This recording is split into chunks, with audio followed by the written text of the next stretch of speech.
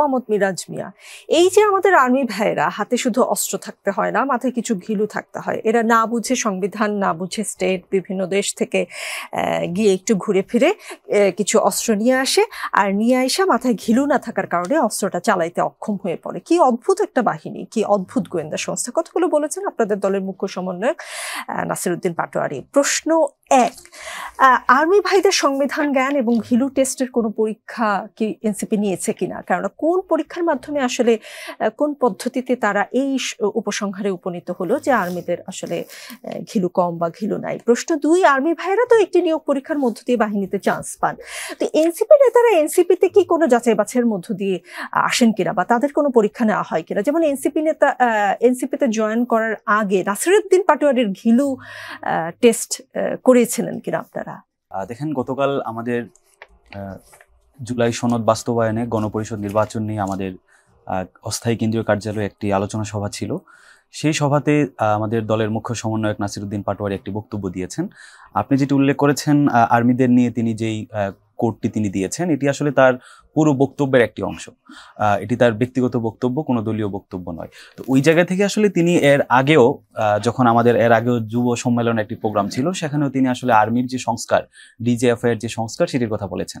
তো সেটির ধারাবাহিকতায় আসলে গতকাল তিনি বক্তব্যটি দিয়েছেন। বক্তব্যটির মূল উদ্দেশ্য ছিল আমাদের আর্মিদের যে সাংবিধানিক যে জ্ঞানের কথাটি বললেন, এই জায়গাটিতে আসলে বাংলাদেশের সংবিধানে বাংলাদেশের প্রত্যেক নাগরিকের তার জীবনের যেই নিরাপত্তা, তার হচ্ছে যে নাগরিক যে অধিকার, তার প্রত্যেকটা রাজনৈতিক যে অধিকারগুলো রয়েছে, সেগুলো আমরা দেখেছি গত 15 বছরে কিভাবে ভুলুণ্ঠিত হয়েছে।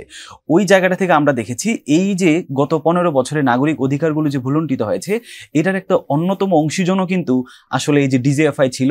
কিভাবে আমরা এখন দেখতে পাচ্ছি যে এই যে আজকেও দেখা গিয়েছে যে জেনারেল একজনের ব্যাপারে ভাইরাল হয়েছে যে উনি একাই হচ্ছে তিনি সিরিয়াল মানে মানুষকে হত্যা করেছেন প্রায় 1030 জনের মতো। কাদেরকে হত্যা করেছেন? বিরোধী রাজনৈতিক দলের। ওই জায়গা থেকে আসলে নাসিরউদ্দিন পাটোয়ারি বলেছেন এই যে গত তিনটি ইলেকশন, এই যে মানে প্রায় 10 কোটি মানুষের যে ভোটার অধিকার হরণ করা হয়েছে, ওই জায়গা থেকে যে আমাদের যে সেনাবাহিনীর যে দায়িত্ব, তারা কিন্তু ওই জায়গাটিতে তারা পালন করেনি। দ্বিতীয়ত হচ্ছে ডিজিএফআই এর মাধ্যমে এই রাষ্ট্রে বিরোধী দলীয় নেতাকর্মীদেরকে যে গুম খুন অপহরণ থেকে শুরু করে ক্রসফায়ার থেকে শুরু করে এই জায়গাটিতে তিনি হাত দিয়েছেন। এই জায়গা থেকে আসলে পরবর্তীতে আমরা যেটি দেখেছি যে বিগত 15 বছরে এই যে বাংলাদেশের যে আর্মি সেনাবাহিনী রয়েছে, এটাকে কিভাবে আসলে দলীয়করণ করা হয়েছে।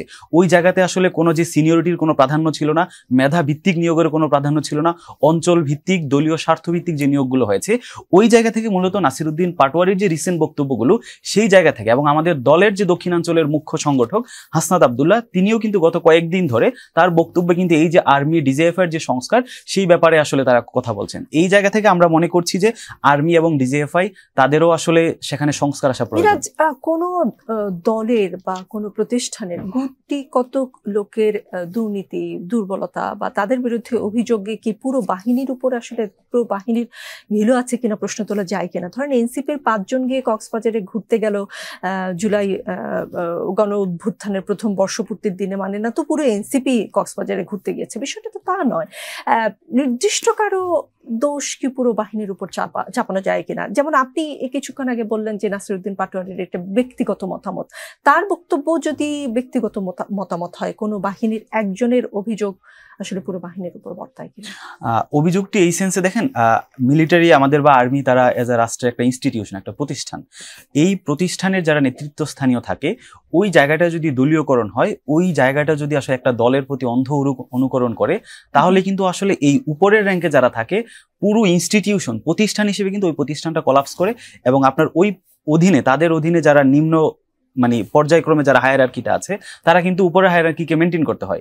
ওই জায়গা থেকে আমরা বলছি যে পুরো আমাদের যে আর্মি সিস্টেম, এটাকে মোর প্রফেশনাল করতে হবে, এবং তাদের যে কাজ, তাদের হচ্ছে দেশের যে নিরাপত্তা এবং বহির্বিশ্ব থেকে দেশের সার্বভৌমত্বকে রক্ষা করা, সেই প্রফেশনালিজম তাদের সেই কাজই যেন থাকে।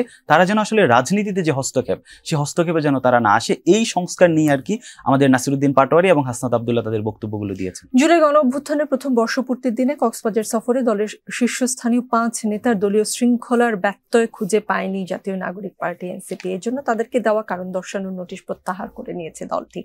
কারণ দর্শানোর নোটিশ দেয়াটা কি ভুল ছিল, নাকি যাদের এগেইনস্টে দেওয়া হয়েছে বা যাদেরকে কারণ দর্শানোর নোটিশ দেওয়া হয়েছে তারা দলে প্রভাবশালী, বেশ প্রভাবশালী বলে কারণ দর্শানোর নোটিশটি প্রত্যাহার করতে হয়েছে? বিষয়টি কোনটি?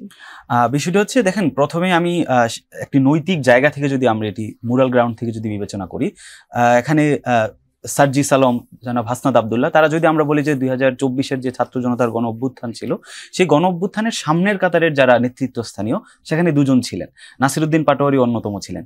ওই জায়গা থেকে যেহেতু 5 আগস্ট আমাদের একটি ঐতিহাসিক দিন, এই 5 আগস্টের সাথে হাজারো আমাদের শিক্ষার্থীর মানে রক্ত জীবন জড়িত, হাজার হাজার শিক্ষার্থী সেখানে পঙ্গুত্ব বরণ করেছে।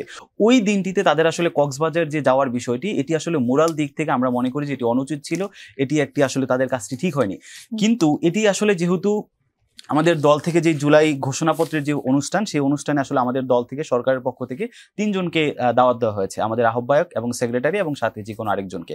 ওই জায়গা থেকে আমাদের আহ্বায়ক গিয়েছেন প্রোগ্রামে এবং সদস্য সচিব তিনিও প্রোগ্রামে গিয়েছেন, সাথে আরেকজনকে নিয়ে গিয়েছেন।